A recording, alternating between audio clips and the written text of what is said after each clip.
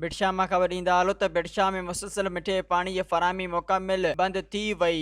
बिटशा जा रहवासी मिठे पाणी जे फुड़े फुड़े लाइ परेशान थी विया आहिनि। इंतजामिया अगोर निंड सुतल आहे। साफ़ शफ़ाफ पाणी न मिलण करे शहरी जर जो कारो ज़हरीलो पाणी इस्तेमाल करण सबबि अजीब क़िस्म जूं चमड़ी जूं बीमारियूं वधण लॻियूं आहिनि। वाटर सप्लाई 1974 में तालका चेयरमैन सैयद अली बख्श शाह नाज़ लतीफ़ी जे दौर में वाटर सप्लाई पंहिंजे वजूद में आयो। इन बाद 1992 में ॿीहर पाणी जी फराहमी बंद थी वई। जॾहिं त काफ़ी वक्त गुज़रण बावजूद फराहमी बहाल न थी सघी। वाटर सप्लाई जूं टांकियूं ख़ाली तरह खुश्क पयल आहिनि। टांकी ढाहे पट कई वई जंहिं में लॻल क़ीमती सरियो बि विकिरो कयो वियो। रहवासियुनि पैसनि एवज़ मिठो पाणी वठण ते मजबूर आहिनि। इंतजामिया तरफ़ां का बि सहूलियत मुयसर न थी सघी। Chief justice high court, governor Sindh, वज़ीर आला सिंध, सूबाई वज़ीर बल्दियात, कमिश्नर हैदराबाद खां मुतालबो कयो त बिटशा वाटर सप्लाई जो कमु जल्द खां जल्द शुरू कराए शहरियुनि खे साफ़ मिठो पाणी फराहम कयो वञे। सप्लाई जो जेको आहे सो सिस्टम आहे बिटशा में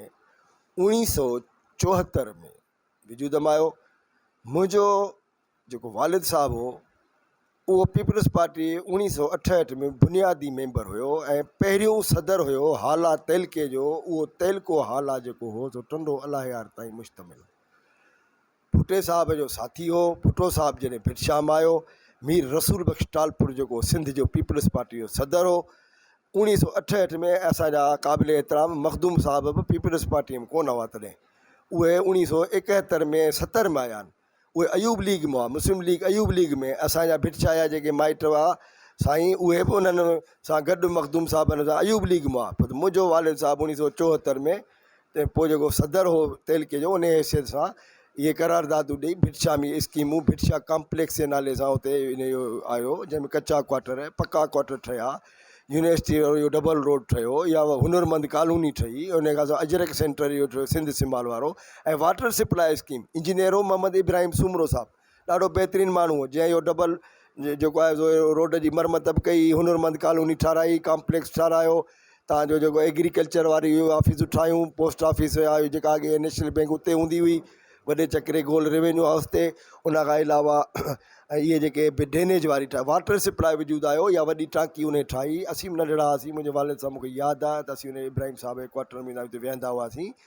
इहा खूह वॾा तलाउ उन ठाराया बहितरीनु नमूने सां। 1990 ताईं या 94 ताईं मुंहिंजो वालिद चेयरमैन हो। इहा हलंदी हुई, रनिंग हुई, हिन हथ सां बंदि कराए हाणे टांकी बि ठाराए छॾियऊं। ऐं हींअर त ज़रदारी साहब खे शाबस हुजे, हुन 2 अरब रुपया लाइ केतिरा ॾिना त बिटशा वाटर सप्लाई खे चालू कयो। त हीअ चालू करण जे बजाए मां कई इहा टांकी ठाराए छॾियऊं जेका पाणी सप्लाई कंदी हुई।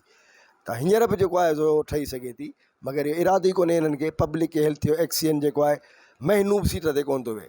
नूर ख़ान आयो त जान मोहम्मद आयो, जान मोहम्मद अञा वेहे थो, वरी उन ॾे वञे हू वरी चए सया मूंखे थी वञा महनू आहे, चार्ज वरिती अथमि। माना हर महीने में हिननि खां रुॻो पैसा वठियो, बिल कढायो, वरी उनखे बदिली कराए छॾीनि। वरी नओं ऑफिसर अचे, वरी उन ॾोको दाह खणे थो वञे, त उहो चए थो साईं आउं त बदिली थी वियो, हाणे आयो आहियां, मूंखे त का ख़बर ई कोन्हे, आउं त अञा खट बि कोन मूं पंहिंजे अंदरि रखी आहे। जीअं असांजा हींअर SHO बदिली पिया थियनि, सैदाबाद वारो वञे ओॾेरो थो वञे, ओॾेरे वारो सेखार थो अचे, सेखार वारो बिटशा थो अचे, बिटशा वारो टंडवा थो। माना हिते इहे फिरनि पिया जहिड़ो लाटू हुजनि।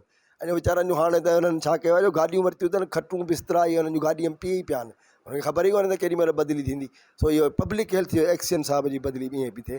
सवाइ इन करे सबबु इन जो सिर्फ़ु पैसा फॿाइण लाइ वाटर सप्लाई स्कीम आहे जेके अरबे रुपया खाई आहिनि। ADB प्रोग्राम में ते उनखे इहा वाटर सप्लाई मुस्लिम हानी साहब हिते आयो, तव्हां भले रिकॉर्ड ॾिसो, हुननि खां वठो, हिननि खे हिदायत कई त 15 ॾींहंनि में चालू करे ॾियो। साईं पाणी आहे बाबा, ठाहिणो कोन्हे।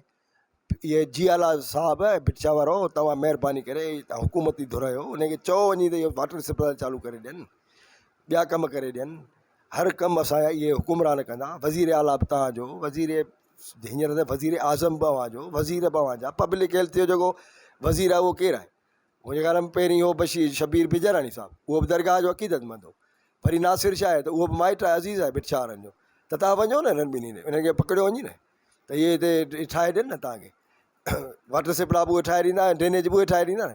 या बस रुगो चश्मा पायो हुननि सां मिलियो फोटू कढायो मोटियो चयो ऐं ख़ैर ख़ैरात करियो ऐं मोटियो जो डिफेंस में चक कमु वठो न वज़ीर ॿियो जन्नत में वठी हलंदा या नासिर शाह साईं जन्नत में वठी वेंदो या शबीर बिजाराणी साहिबु जेको छा असांखे जन्नत वठी ॾींदो या उहो त पाण बनाए वञे अलाए न वञे उहो त ख़बर ई कोन्हे कमु त वठी ॾियो असांखे कम से कम ड्रेनेज असांजे गटर जो पाणी भिटाई शहर मां नथो निकिरे मिठो पाणी असांखे कोन थो मिले ज़कात त हूअं ई कोन थी मिले कंहिंखे ज़कात त खपे कोन थी ॾींदा ई कोन भाई गुरू छा ख़ासि शइ कोन्हे ख़ुदारा कुझु सुधरो इन्हनि खां कमु वठो वोट भले ॾियो हुननि खे जीए जीए खगियूं हणी हणी ला निकिरी आहे त मिलियो त कुझु बि कोन नौकिरी का पटवारी कंहिंखे मिली आहे पब्लिक हेल्थ में का पटवारी पुछायो केरु क़ुर मथे ते रखो त तव्हां ॿुधायो का तव्हांजी चौकीदारी मिली अथव पटवारी का मिली अथव को माली थिया आहियो पुछनि वधा को 15-20 सालों से जो है वाटर सप्लाई बिल्कुल नाकारा है।